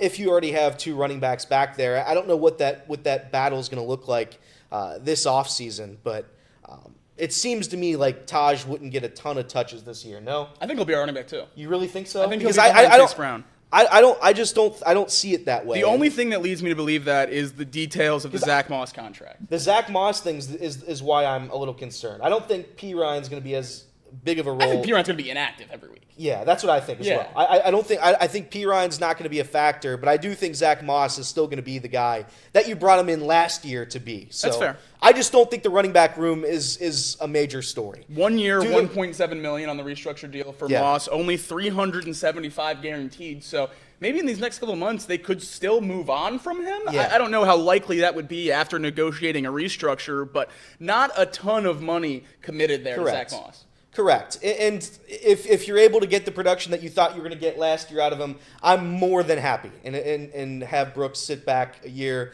and watch and learn. I imagine, given the fact that we have injuries in the Bengals world as well. He's going to make an impact. I just don't think it's going to be as much as probably some fans want it to be. I think it's going to be Chase Brown getting a vast majority of touches as it should be, and you'll sprinkle in the Zach Moss, Samaje Perine thing. But who knows? Who knows? I just don't think the running game's as important as everybody else does. With Zach Moss locked up for just this one more year and restructured to a point that makes sense for the Bengals to keep him, I wonder if it would be beneficial for the Bengals to not have Taj Brooks play a ton this year. The main concern with Taj Brooks, and I think anyone you ask would unanimously say that he was one of the most productive and best pure runners in that entire draft class. But he falls down to the 6th round because of the number of carries he's had in his career. 70 carries in 2020, 87 carries in 2021, 147 carries in 2022, 290 carries in 2023 and 2024. That's an unbelievable amount of mileage on Taj Brooks. And if you really believe in him as a runner, I have no problem taking him there if you think the value's as good as Charlie said the organization thinks it was. But I think you might be right that they can benefit and elongate his career by staggering these backs. If you believe in Zach Moss to be your number 2 back this year, you only have him on a 1-year deal. What's the worry about running him into the ground? Now, obviously, if he gets hurt again, you have Taj Brooks there to put him in, and that's a great spot to be. You have the depth. But use Zach Moss while you have him under contract. And then when it's the 2nd year of Taj Brooks and he knows this system and he's ready to go and he's more buttoned up as an NFL player, then drop a guy in who's ready to go with having a year off to get healthy and get fully prepared for the grind of an NFL season. I think that would be a route that makes a lot of sense for the Bengals. We have to be very conscious about how we use these players, especially when we have the ability to save some. Because with these contracts and how the guarantees are going to be kicking in the next few years and the holes we know we have to address outside of it, we're not going to be able to spend a ton of money on offense. No. We're not going to be able to go out and sign a Zach Moss in free agency like we did last year. So I think we are very reliant on the draft. And if they loved Taj Brooks late and think he can be a crucial player even in 2 years from now, I think that's a good pick for the Bengals. I also think that, when we talk about the running game, it's all connected with the defense too. Absolutely. Defense has to. It's hard to run the football when you're down 7-0, 14-7, 21-14 every single. You know what I mean? And you have to score every time. Yeah. It's difficult. It's difficult for that trend to continue. So, when people bash the Bengals' run game, could it be better? Absolutely. The offensive line has to be better than it has been. But I also think when you're in games like we were last year, there's no chance for the Bengals to run the football. None. Conversely, if the Bengals were an effective running team, would it be beneficial to the defense if the offense was able to stay on the field for longer and have more sustained drives? Yes. I think so. But is that going to be a legit possibility with the fact we have such elite superstars when it comes to Jamar Chase, T. Higgins, and Joe Burrow? Joe Burrow ran for a 55-yard touchdown last year. You had Jamar Chase with I don't know how many deep balls, and T. Higgins the same type of thing. Our offense was made to go fast. It wasn't made to sit back and let's let Chase Brown hold the rock. Yeah. That's not what the offense was built. Maybe it should be built like that. I just know it's not. But and I think some of that's not a problem, but no adjustments being made as well, based on your weaknesses, with how bad the defense is. Like Jacob said a little bit ago, you run the football, try to slow down the tempo a bit, give the defense a little bit of break, keep the defense off the field on top of that, because even if the Bengals are in a position where they can run the football, they score so damn quick because of how explosive they are in the pass game. It's like, man, the defense can't catch a break no matter what, and they're bad when they're out there. And I get what people get enamored with. Okay, you have Jamar Chase, T. Higgins. You don't run the football. You have weapons to pass. But you look at the Philadelphia Eagles. You look at the weapons that they have in the pass game, and they lean into their run game. Now, you could say, well, Jalen Hurts isn't as good as Joe Burrow. I get that. But Jalen Hurts is capable of throwing the football and throwing the football for a lot of yards. I'm not saying he's as good as Joe Burrow. You look at the San Francisco 49ers, whether you have Brandon Ayuk and you have Deebo Samuel, you have Kittle. You have all these weapons in the pass game, but they lean in to the run game. There's a lot of teams that have explosive weapons in the pass game, but it's the run game that balances out the offense. My only complaint about Cincinnati's offense is, yes, they're so damn explosive in the pass game, but they're one of the least balanced offenses in the league, and I think that's a problem. I just don't see that being fixed this year because it's Zach Taylor's offense, and then they've operated the same since Burrow's got here. So I don't see that changing in 2025, no matter how good Brooks or any of these running backs could be. No, I 100% agree. I don't think it'll change as long as Zach Taylor's the head coach. And I will go even a step further. I don't think it'll change as long as Joe Burrow is the quarterback and you have both of these receivers. I think you could bring anyone in, and I don't think they would be, a standard 60-40 run team, run first. The Ravens wouldn't do that if they had Joe Burrow a quarterback and these wide receivers. It's all personnel based, and there is not a team in the league that has the personnel the Bengals have in terms of the skill and everything they have on the outside with the quarterback that they have. I also think what comes into this is, obviously this year you're optimistic about Dylan Fairchild and maybe Jalen Rivers, maybe Lucas Patrick and that other guard slot, but the Bengals have had some of the least athletic guards for Joe Burrow's entire tenure. I mean, Alex Kappa had a good year when he first came over from Tampa Bay, but was abysmal for the last two, and obviously we know what Cordell Volson has been since they drafted him, and I think that really does handicap what you're able to do in the run game as well. Is it adding running backs, or is it adding better guards and run-blocking guards, and when you're forced to draft for team need instead of using free agency to bring in those key pieces, you're left picking and choosing. And if the Bengals have to pick between a guard who's an elite run blocker and a guard who's an elite pass blocker, it's a no-brainer right now if you have to make that choice. Now, it's a bigger picture question about why does the Bengals front office keep putting them in a situation when you have to make that choice, but day in and day out, they're in that situation, and they have to make that choice. So they make the choice because you have a strength. So why roll the dice on trying to turn a weakness into a strength? Where do you think I know we have this running back debate in this office a lot. Where do you think the running back specifically ranks on the Bengals?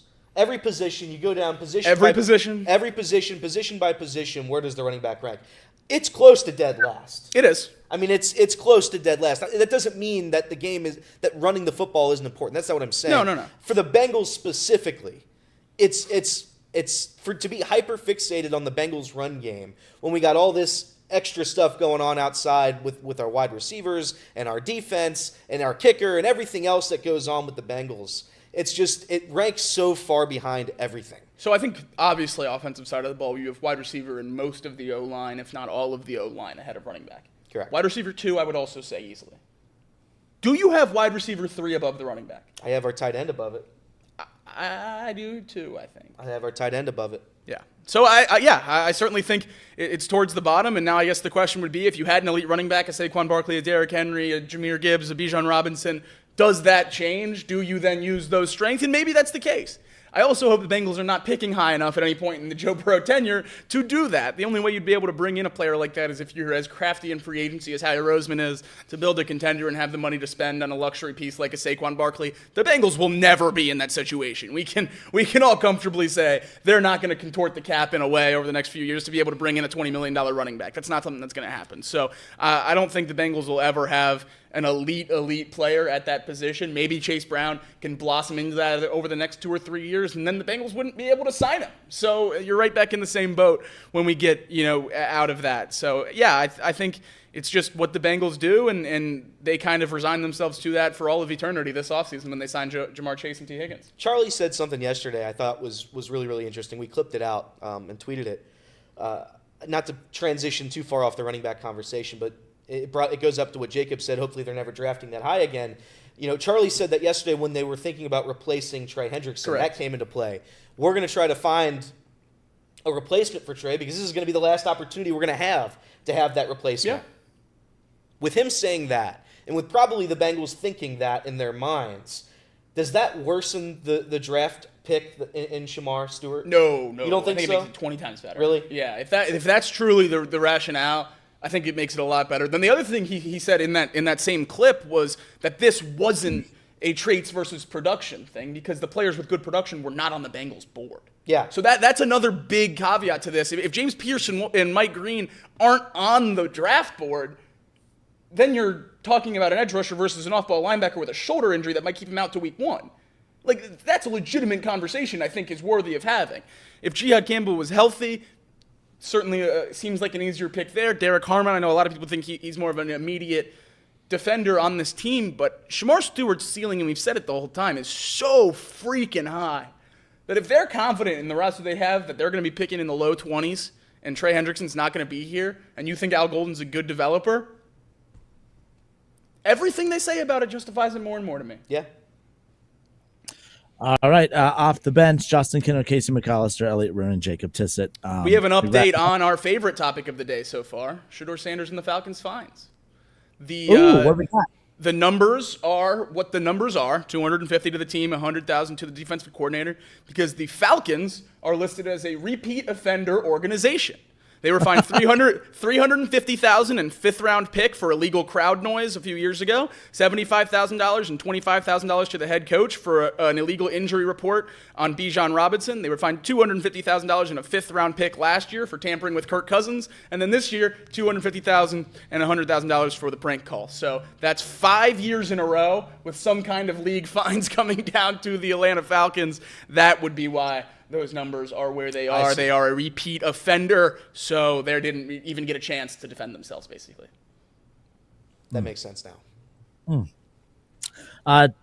Chase Petty will make his debut with the Reds later tonight as we close this out. Terry Francona says that the Reds coaches were revved up this morning about Chase Petty's debut coming up later on tonight. Francona says, "We loved him in spring training. He's a young kid with a really bright future. Whatever happens today, we obviously hope he helps us win a game today." He goes, "But whatever happens today, it is not going to define his future. But we do think that the present is kind of exciting." Now, when I read that and it says, whatever happens today, it's not going to define his future, that's almost laying the groundwork of if he's really bad today, they're not going to think any less of him. I'm going the other way on that. I was going to say, but if he pitches really well today, that doesn't have an impact on his future. It sounds like what we were talking about earlier. This is a one and done. We were wondering if he looks lights out today, like we saw last year with Brett Lauder in his debut, if they're thinking about continuing to throw him out there. This seems like a one and done thing tonight, at least for a while. I think the other side of this that makes it more difficult is Nick Martinez finally looked good. Yeah, I know. For the first time of the season, Nick Martinez looked good, and he pitched a really good outing, 6 innings of one-run ball against the Cardinals. And how easy is it to make that change right now? I don't know. I mean, obviously, if Chase Petty goes out and throws a shutdown game tonight, then I would love to have him up. But I think it comes with another quick stint at AAA, maybe a start or two before you figure that out. See if Nick Martinez can blow another one and justify the move. I don't know. I still think the best case scenario for the Reds is Nick Martinez is not in your rotation. Yeah. And he could stack another great outing and another great outing. And I still don't know how many of times I would have to see that to believe that his best spot for this team is in the starting rotation.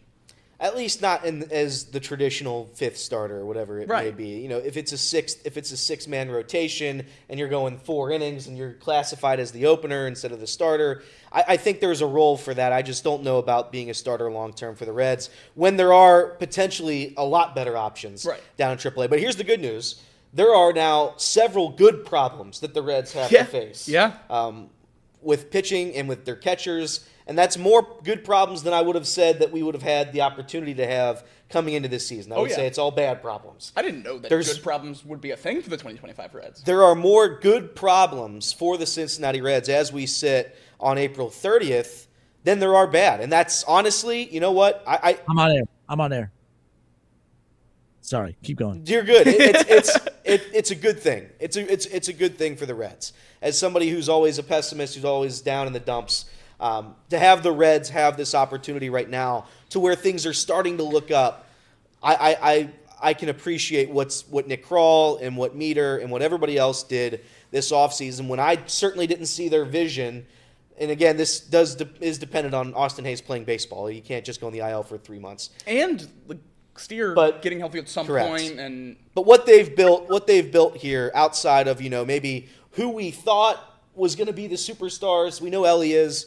But what they've built with that pitching staff, either here or in the minors, with how well they've navigated their bullpen the past couple of years, these moves, though we complain about them, and I know the Jeimer Candelario thing happens, the Mike Moustakas thing happens, outside of those massive swing and misses, they've been able to put the ball in play for most of these signings and moves. So I do commend the Reds for that. Yeah, I mean, you think back, more times than not, they do hit on some of these, even the scrap heap guys, like the Scooter Jeanettes of the world and guys like that in recent years. Too, you bring up Candelario. One thing that Goldschmidt said yesterday, too, I just thought was wild when he brought up the fact that, what do you do with them? This team doesn't have depth. And I saw the people's reaction on social media on X where people were like, basically what he's saying is the Reds have nothing in the system coming through. Now, I know today we're seeing the debut of one of the pieces that they're bringing up through the system, of course, but they're not wrong. there's nothing coming up, at least as far as there's stuff coming up, but there's nothing that's almost readily available for the Reds to tap into if their backs are against the wall and they need to get that spark. In recent years, you bring up your Spencer Steers, your Matt McLains, your Elly De La Cruzes, your Christian Encarnacion Strands. They've kind of tapped all those prospects out at this point since calling them all up. They have pitching galore. They don't really have any major hitters that seem to be readily available anytime soon. One of the reasons he said Candelario, you kind of just got to hope that he figures it out throughout the year. Getting rid of him might not be the best option.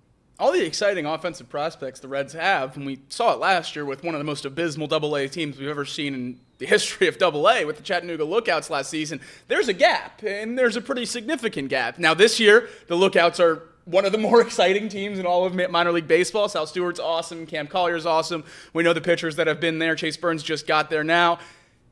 But that now means that group that was predominantly in Chattanooga last year and was abysmal is now in AAA, and that's the group that's supposed to be next. And that group is pretty bare. And some of that does come from the fact that people that were supposed to be in that group, the 21-year-old Noel Marte, the 23-year-old Elly De La Cruz, those guys speed raced through the minors. Yeah. So it's a good problem to have a light group when those guys are immediate contributors for the major league club. It's not like, all these position prospects we called up have been failures and busts, and now we're moving on. It's the core that we're looking at of trying to drive this team to the playoffs. So is it frustrating that we don't necessarily have anyone right now? Sure. In the minors, I certainly understand that, and it is. But this group behind them is very exciting and coming pretty quickly. So hopefully, we can stave off the injury bug as long as we can so we don't have to dip too deep into that AAA field because there's not a lot of guys there that are exciting. But I think when we get into the later stages of this season, I'll ask you, Elliot, do you think there's a chance that some of those guys that are currently in AA are in that conversation? The Sal Stewarts of the world? I don't know. Yes. If the injuries and stuff come into play later in the season. Yes, I do. If the injuries come into play, then yes, I do. Traditionally, obviously, no, I don't think so. But that's not. But I think that's where the worry is now. That's not the way this Reds organization works, and we know this. It's guys are going to make their debuts earlier than they would in other organizations. Brett Lauder. Because we don't have that depth up top. We might have that depth down low in AAA and AA and single A and whatever they find these guys, but we don't have the depth up top in the major leagues. And that's why I thought, Charlie's statement yesterday made sense to me a little bit.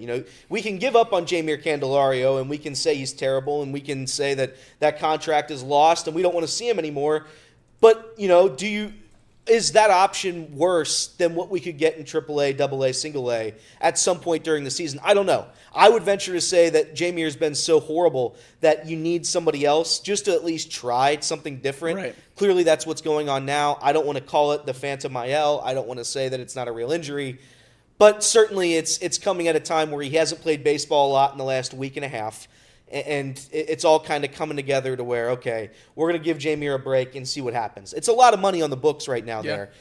But saying that, as Jacob kind of mentioned, we have guys down in the minor leagues that, they have the ability to come up here and perform. And at least perform, as I said earlier on in the show, at least perform to the number Jeimer was giving us, which is 105.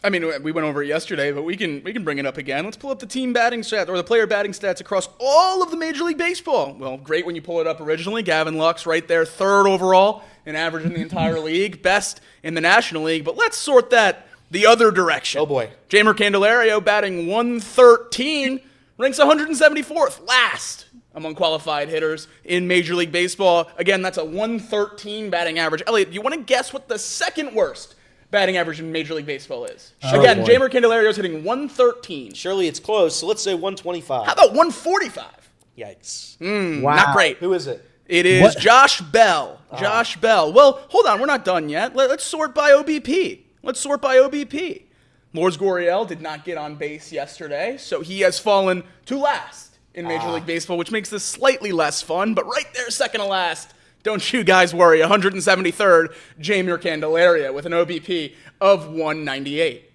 What is his plate attempts? How is he roughly in the same range as those other guys too? Or the Reds just, we're throwing him out there over and over. Does he have more at bats than those others, or are they relatively close? He's fallen down quite significantly over the last week. He's had 80 at-bats on the season. Lourdes Gurriel, who's right above him, or right below him, I should say, in OBP, is at 101. So about a 20 at-bat difference between Candelario and a lot of the other players on this list, which I think is a very good thing for the Reds organization. And you have a lot of money wrapped up in that. Kudos to them for getting him out of the lineup. But we're not done yet. Let's go over to slugging, where Jeimer Candelario, also last.